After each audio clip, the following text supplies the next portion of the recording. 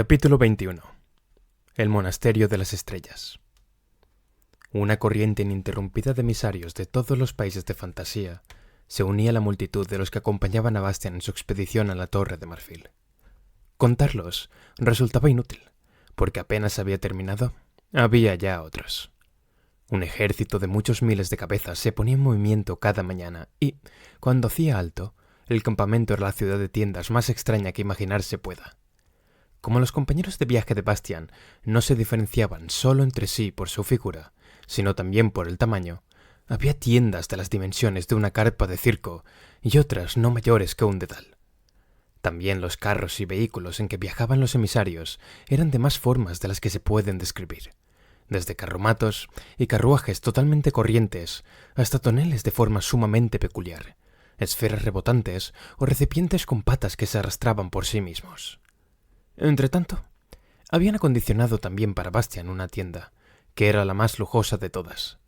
Tenía la forma de una casita, y estaba hecha de seda brillante de vivos colores, y bordada por todas partes de dibujos dorados y plateados. Sobre su techo ondulaba una bandera que mostraba, a guisa de escudo, un candelabro de 7 brazos. El interior estaba blandamente acolchado con mantas y cojines. Dondequiera que se montase el campamento, la tienda era su centro. Y el Genie Azul, que entretanto se había convertido en algo así como el ayuda de cámara y guardaespaldas de Bastian, montaba guardia a su puerta. Atreyu y Fuyur estaban aún entre el tropel de acompañantes de Bastian, pero desde aquella reprensión pública no habían cruzado palabra con él. Bastian esperaba interiormente que Atreyu cedería y le pediría perdón, pero Atreyu no hizo nada por el estilo. Tampoco Fuyur parecía estar dispuesto a respetar a Bastian. Y precisamente eso, se decía Bastian, era lo que tenían que aprender de una vez. Si de lo que se trataba era de ver quién aguantaba más, los dos tendrían que comprender por fin que la voluntad de Bastian era inflexible. En cambio, si cedían, estaba dispuesto a recibirlos con los brazos abiertos. Si Atreyu se arrodillaba ante él, haría que se pusiera de pie y le diría: «No tienes que arrodillarte ante mí, Atreyu, porque eres y seguirás siendo mi amigo». Pero, por de pronto, los dos iban los últimos en la comitiva. Fuyur parecía haberse olvidado de volar y caminaba a pie, y Atreyu iba junto a él, casi siempre con la cabeza baja. Si antes habían precedido a la comitiva por los aires como vanguardia, para informar sobre lo que ocurría en los contornos, ahora iban detrás de ella como retaguardia. A Bastian no le agradaba, pero no podía hacer nada. Cuando la expedición iba de camino, Bastian cabalgaba casi siempre en cabeza sobre la mula Yicha. Sin embargo, cada vez más a menudo no tenía ganas de hacerlo y, en lugar de ello, visitaba a Sayide en su litera. Ella lo recibía siempre con el mayor respeto, le dejaba el lugar más cómodo y se colocaba a sus pies. Siempre sabía encontrar un tema de conversación interesante y evitaba hablar de su pasado en el mundo de los hombres desde que había observado que hablar de ello le resultaba desagradable. Sayide fumaba casi continuamente en un narguilé oriental que tenía al lado. El tubo era como una víbora de color verde esmeralda y la boquilla que ella sostenía entre sus largos dedos blancos como el mármol parecía la cabeza de una serpiente. Cuando chupaba, era casi como si la besara. Las nubes de humo que, voluptuosamente, dejaba escapar por boca y nariz tenían a cada bocanada un color distinto, unas veces azul y otras amarillo, rosa, verde o lila. «Una cosa quería preguntarte hace tiempo, Sayide», dijo Bastian en una de sus visitas, mientras miraba pensativo a los gigantescos tipos de coraza negra de insecto que, marcando exactamente el mismo paso, transportaban la litera. «Tu esclava escucha», respondió Sayide. «Cuando luché con tus gigantes blindados», continuó Bastian, «vi que son solo una armadura y están huecos por dentro. ¿Cómo se mueven?» «Por mi voluntad», contestó Sayide sonriendo. «Precisamente porque están vacíos la obedecen. Todo lo que está vacío puede mi voluntad gobernarlo». Observó fijamente a Bastian con sus ojos de colores. Bastian se sintió turbado de una forma vaga por aquella mirada, pero ella había bajado ya las pestañas. «¿Podría gobernarlos yo con mi voluntad?», preguntó Bastian. «Desde luego, señor y maestro», respondió ella, «y 100 veces mejor que yo, que comparado contigo no soy nada. ¿Quieres intentarlo?» «Ahora no», replicó Bastian, a quien el asunto le resultaba inquietante. «Quizá en otra ocasión». «¿Encuentras realmente más agradable», continuó Sayide, ¿Cabalgar sobre una mula que ser llevado por figuras que tu propia voluntad mueve? A Yicha le gusta llevarme, dijo Bastian un poco malhumorado. Se alegra de poder hacerlo. Entonces, ¿lo haces por ella? ¿Por qué no? Contestó Bastian. ¿Qué hay de malo? Sayide dejó escapar un humo verde por la boca. Nada, señor. ¿Cómo podría ser malo lo que tú haces? ¿A dónde quieres ir a parar, Sayide? Ella inclinó su cabeza de cabellos de color de fuego. Piensas demasiado en los demás, señor y maestro, susurró. Y nadie merece que te distraigas tu atención de tu propio e importante desarrollo. Si no te enojas conmigo, señor, me atreveré a darte un consejo. Piensa más en tu perfeccionamiento. ¿Qué tiene eso que ver con la vieja Yicha? No mucho, señor. Casi nada. Únicamente que no es una montura digna de alguien como tú. Me mortifica verte sobre un animal tan vulgar. Todos tus compañeros de viaje se extrañan de ello. Tú, señor y maestro, eres el único que no sabe lo que se merece. Bastian no dijo nada, pero las palabras de Sayide le habían hecho mella. Cuando el ejército, con Bastian y Yicha en cabeza, atravesaba al día siguiente un maravilloso paisaje verde, interrumpido de cuando en cuando por bosquecillos de aromáticos saucos, Bastian aprovechó la pausa del mediodía para seguir la sugerencia de Sayide. «Oye, Yicha», dijo acariciándole el cuello a la mula, «ha llegado el momento de separarnos». Yicha dio un grito de dolor. «¿Por qué, señor?», se lamentó. «¿Mal he cumplido mi obligación?». De las comisuras de sus oscuros ojos de animal brotaron lágrimas. «Claro que no», se apresuró a consolarla Bastian. «Al contrario, me has llevado tan suavemente durante este largo camino y has sido tan paciente y voluntariosa que, en agradecimiento, quiero recompensarte». «No quiero otra recompensa», contestó Yicha. «Quiero seguir llevándote. ¿Qué otra cosa mejor podría desear?» «¿No dijiste», continuó Bastian, que te entristecía no poder tener hijos?» «Sí», dijo Yicha penada. «porque me gustaría hablarles de estos días cuando sea muy vieja». «Está bien», dijo Bastian.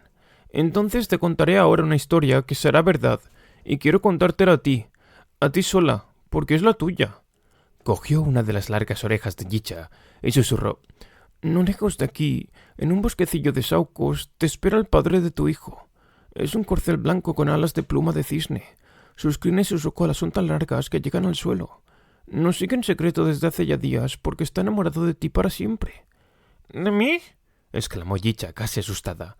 «Pero si soy solo una mula y, además, ni siquiera joven».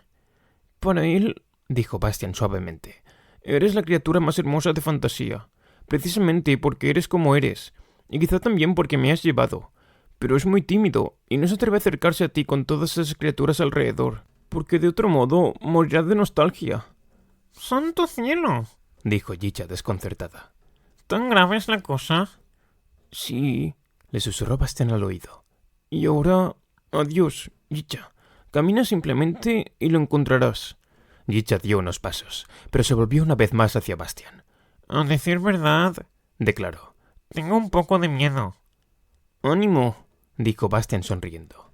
«Y no te olvides de hablarles de mí a tus hijos y nietos». «Gracias, señor», contestó Yicha a su estilo simple, y se fue. Bastian se quedó mirando largo tiempo cómo se iba trotando, sin sentirse demasiado contento de haberse deshecho de ella. Entró en su espléndida tienda, se echó sobre los blancos cojines y miró al techo. Una y otra vez se dijo que había satisfecho el mayor deseo de Yicha, pero aquello no disipó su humor sombrío. Importa mucho el cuándo y el cómo se hace algo por alguien. Aquello, sin embargo, solo se aplicaba a Bastian, porque Yicha encontró realmente el corcel blanco con alas y se casó con él, y más tarde tuvo un hijo, que era un mulo blanco con alas llamado Pataplan. Dio mucho que hablar en fantasía, pero esa es otra historia y debe ser contada en otra ocasión. Desde entonces, Bastian viajó en la litera de Sayide. Ella le había ofrecido incluso bajar y caminar a su lado para que tuviera todas las comodidades posibles, pero Bastian no quiso aceptarlo. De manera que los dos se sentaban juntos en la espaciosa litera de coral que iba a la cabeza de la expedición. Bastian estaba aún un poco disgustado, incluso con Sayide, que le había dado el consejo de separarse de la mula, pero Sayide supo arreglarlo pronto. Las respuestas monosilábicas de él hacían difícil sostener una verdadera conversación. Para animarlo, Sayide dijo alegremente: Quisiera hacerte un regalo, mi señor y maestro, si me concedes la gracia de aceptarlo. Sacó de debajo de los almohadones una cajita riquísimamente decorada. Bastian se incorporó expectante. Sayide la abrió y extrajo de ella un estrecho cinturón que parecía una especie de cadena de elementos móviles. Cada uno de los elementos, y también el cierre, eran de cristal transparente. ¿Qué es eso?, quiso saber Bastian. El cinturón tintineaba suavemente en la mano de Sayide. No es un cinturón que hace invisible.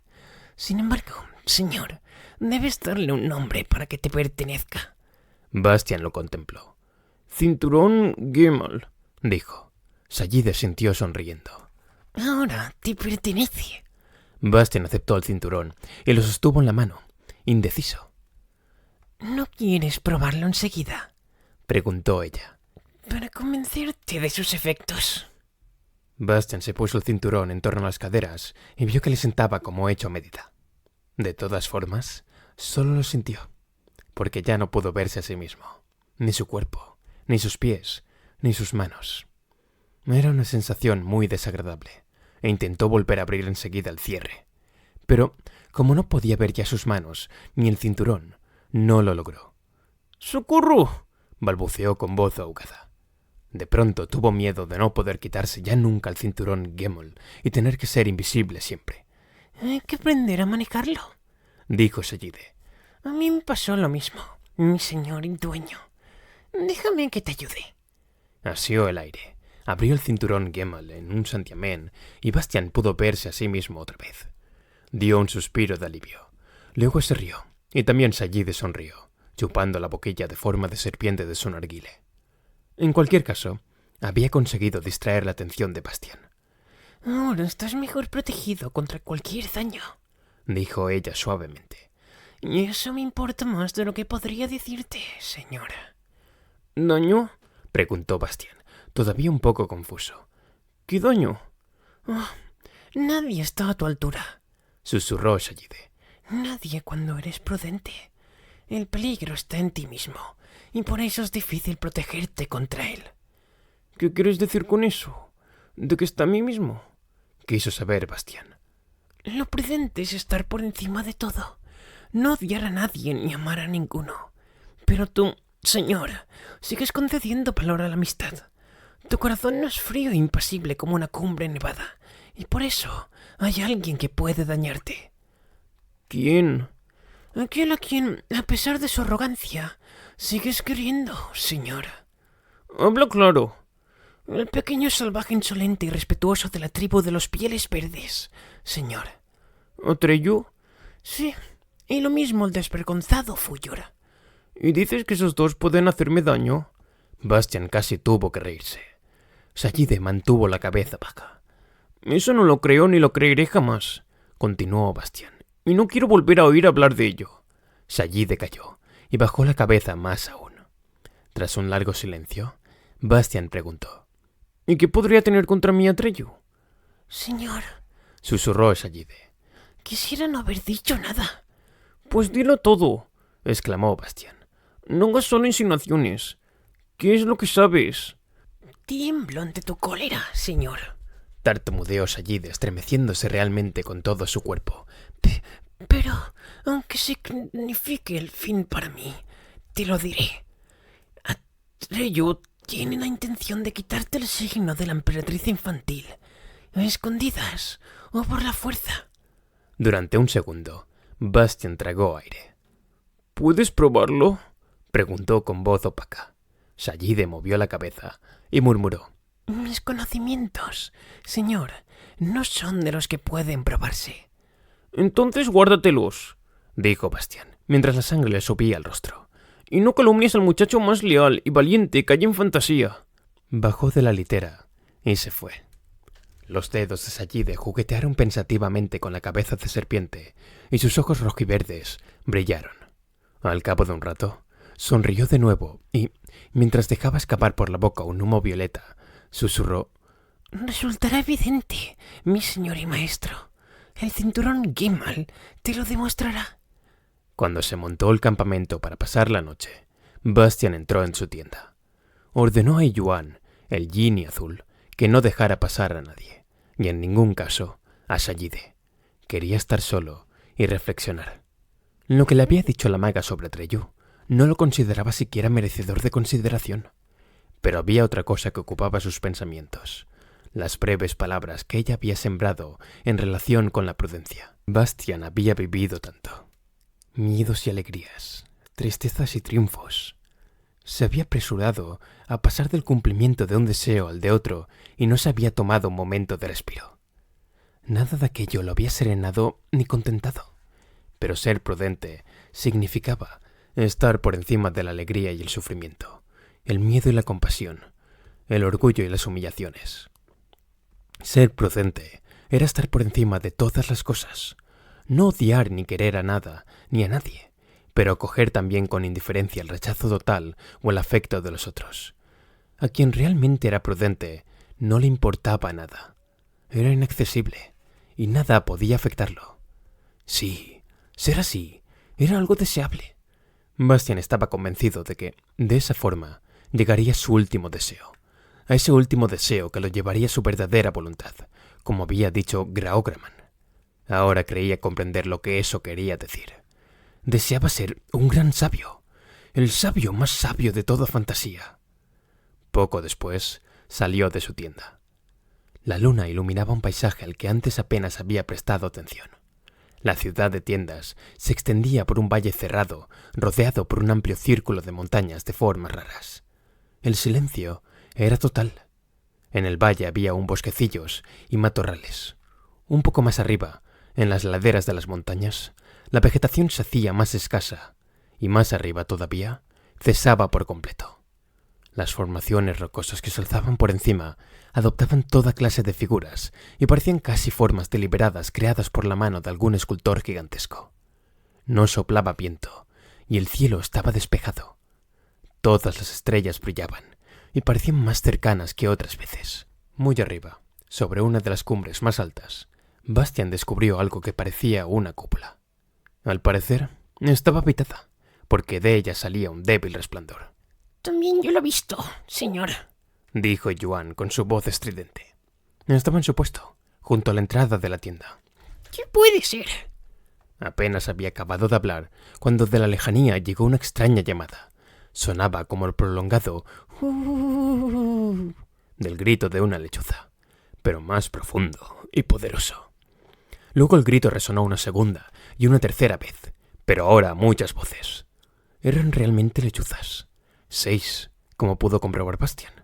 Venían de la dirección de la cumbre que tenía aquella cúpula en su parte superior. Llegaban volando, con las alas casi inmóviles, y cuanto más se acercaban, mejor se apreciaba su asombroso tamaño. Volaban a una velocidad increíble. Sus ojos brillaban con intensidad, y sobre la cabeza tenían unas orejas derechas, con mechones de plumas sobre ellas. Su vuelo era totalmente silencioso. Cuando aterrizaron ante la tienda de Bastian, apenas se oyó un ligero silbido en las plumas de sus alas. Ahora estaban en el suelo, cada una de ellas más grande que Bastian, y hacían girar sus cabezas de ojos grandes y redondos en todas direcciones. Bastian se dirigió a ellas. ¿Quiénes sois y qué buscáis? Nos envía a Ushu, la madre de la intuición, respondió una de las 6 lechuzas. Y somos mensajeros aéreos de Kiman, el monasterio de las estrellas. ¿Qué clase de monasterio es ese? Preguntó Bastian. Es el centro de la sabiduría, respondió otra lechuza, donde los monjes aprenden el conocimiento. ¿Y quién es Ushu? Quiso seguir averiguando Bastian. Uno de los 3 pensadores profundos que dirigen el monasterio y enseñan a los monjes el conocimiento, explicó una tercera lechuza. Nosotros somos mensajeras de la noche y le pertenecemos. Si hubiera sido de día, añadió una cuarta lechuza, Schirkere, el padre de la visión, hubiera enviado a sus mensajeros, que son águilas, y en la hora del crepúsculo, entre el día y la noche, Yisipu, el hijo de la sagacidad, envía a los suyos, que son zorros. ¿Quiénes son Shirki y Yisipu? Los otros 2 pensadores profundos, nuestros superiores. ¿Y qué buscáis aquí? Buscamos al gran sabio, dijo la 6ª lechuza. Los tres pensadores profundos saben que se encuentra en esta ciudad de tiendas y solicitan su ilustración. ¿El gran sabio? Preguntó Bastián. ¿Quién es? Su nombre, respondieron las 6 lechuzas a la vez, es Bastian Balthasar Bugs. ¿Lo habéis encontrado ya? Respondió él. Soy yo. Las lechuzas se inclinaron de golpe profundamente, lo que, a pesar de su imponente tamaño, resultó casi cómico. Los tres pensadores profundos, dijo la primera lechuza, solicitan humildemente y respetuosamente tu visita para que les resuelvas la cuestión que ellos, en su larga vida, no han podido resolver. Bastian se acarició pensativamente la barbilla. Está bien, respondió al fin, pero me gustaría llevar a mis 2 discípulos. Nosotras somos 6, contestaron las lechuzas, y entre 2 de nosotras podemos llevar a uno de vosotros. Bastian se volvió hacia el Genie azul. Y Joan, vete a buscar a Treyu y a Sayide. El Genie se alejó rápidamente. ¿Qué cuestión, quiso saber Bastian, es la que debo resolver? Gran sabio, declaró una de las lechuzas. Solo somos pobres mensajeros alados e ignorantes, y ni siquiera pertenecemos a la categoría más baja de los monjes del conocimiento. ¿Cómo podríamos comunicarte la cuestión que los 3 pensadores profundos no han podido resolver en su larga vida? Al cabo de unos minutos, volvió Iyuan con Atreyu y Sayide. En el camino les había explicado rápidamente de qué se trataba. Cuando Atreyu estuvo ante Bastian, le preguntó con suavidad. ¿Por qué yo? Sí, quiso saber también Sayide. ¿Por qué él? Ya lo sabréis, replicó Bastian. Resultó que las lechuzas, previsoramente, habían traído 3 trapecios. Entre 2, cogieron con las garras las cuerdas de las que colgaba cada trapecio. Bastian, Atreyu y Sayide se sentaron en las tablas, y las grandes aves nocturnas se elevaron con ellos en el aire. Cuando llegaron al monasterio de las estrellas de Gimam, vieron que la gran cúpula era solo la parte superior de un edificio muy espacioso, formado por diversas secciones de forma de cubo. Tenía innumerables ventanitas y, con sus altos muros exteriores, se alzaba al borde mismo de un barranco. Para los visitantes indeseados resultaba de acceso difícil o imposible. En los elementos de forma de cubo estaban las celdas de los monjes del conocimiento, las bibliotecas, los servicios administrativos y los alojamientos para los mensajeros. Bajo la gran cúpula se encontraba la sala de reuniones, en la que los 3 pensadores profundos impartían sus enseñanzas. Los monjes del conocimiento eran fantasíos de la figura y la procedencia más diversas, pero si querían entrar en el monasterio tenían que romper todo lazo con su país y con su familia. La vida de aquellos monjes era dura y abnegada, y estaba dedicada exclusivamente a la sabiduría y al conocimiento. No todo el que lo pretendía, ni mucho menos, era aceptado en la comunidad. Las pruebas eran difíciles, y los 3 pensadores profundos, inexorables. Ello hacía que casi nunca vivieran allí más de 300 monjes que, sin embargo, constituían lo más escogido entre los seres más inteligentes de toda fantasía. Había habido tiempos en que la comunidad de hermanos y hermanas se había reducido a solo 7 miembros. Sin embargo, aquello no había cambiado nada la dureza de las pruebas. En aquel momento, el número de monjes y monjas era de más de 200. Cuando Bastian, seguido de Atreyu y de Sayide, fue conducido a la gran aula, se vio ante una multitud abigarrada de todos los seres fantásticos e imaginables, que solo se diferenciaban de su propia comitiva en que todos, cualquiera que fuera su figura, iban vestidos con un áspero sayal de color pardo oscuro. Puede imaginarse el aspecto que tenían. Por ejemplo, algunos de los ya citados rocas errantes o diminutenses. Los 3 superiores, sin embargo, los pensadores profundos, tenían figura humana, pero sus cabezas no eran humanas. Uchtu, la madre de la intuición, tenía rostro de lechuza. Shirkri, el padre de la visión, tenía cabeza de águila. Y finalmente, Yisipu, el hijo de la sagacidad, tenía cabeza de zorro. Se sentaban en altos sillones y parecían inmensos. Atreyu y hasta Sayide parecieron intimidados al verlos, pero Bastian avanzó hacia ellos serenamente.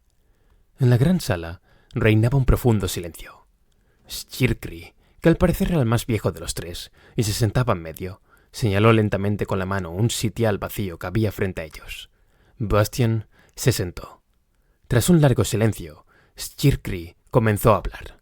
Lo hacía muy bajo, pero su voz sonaba profunda y llena.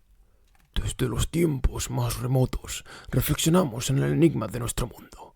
Yisipu piensa sobre él algo distinto de lo que intuye Ushtu. La intuición de Ushtu enseña algo distinto de lo que yo veo. Y, a mi vez, veo algo distinto de lo que Yisipu piensa. No debe seguir siendo así. Por eso te hemos rogado, gran sabio, que vengas a nosotros y nos instruyas. ¿Atenderás nuestro ruego? Lo haré, dijo Bastian. Entonces escucha, gran sabio, nuestra pregunta. ¿Qué es fantasía? Bastian calló durante un rato y luego respondió. Fantasía es la historia interminable. Danos tiempo para entender tu respuesta, dijo Stirkri. Mañana, a la misma hora, nos reuniremos aquí de nuevo. Todos, los 3 pensadores profundos y también todos los monjes del conocimiento, se levantaron silenciosamente y salieron. Bastian, Atreyu y Sayide fueron llevados a las celdas de huéspedes, en las que a cada uno le esperaba una comida sencilla. Los lechos eran simples camas de madera con ásperas mantas de lana. A Bastian y Atreyu, naturalmente, no les importó, pero Sayide, que se hubiera preparado empleando la magia una cama más agradable, pudo comprobar que sus artes no le servían en aquel monasterio. A la noche siguiente, a la hora fijada, se congregaron de nuevo todos los monjes y los 3 pensadores profundos en la gran sala de la cúpula.